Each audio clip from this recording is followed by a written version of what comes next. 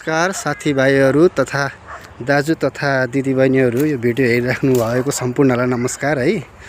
हाम्रो चाहिँ यो टनल फार्मिङ अन्तर्गतमा चाहिँ अहिले चाहिँ टमाटरको खेती विशेष रूपले भइरहेको। हुन त यो अहिले टमाटरको सिजन हो, सस्तो पनि छ, हेर्नु देख्न सक्नुहुन्छ है। यहाँ फलिरहेछ पुरै यो लाइन पुरै। अनि त्यसपछि तपाईँ हजुर यहाँको कृषक, अनि कस्तो लाग्यो हजुरलाई, यो कस्तो लागिरह? राम्रो लागिरह। टमाटर घरै फल्दाखेरि बाहिर बजारमा महँगो औषधि हालेको, घरमा औषधि नहालिकन। भनेपछि प्योर अर्ग्यानिक टमाटर है।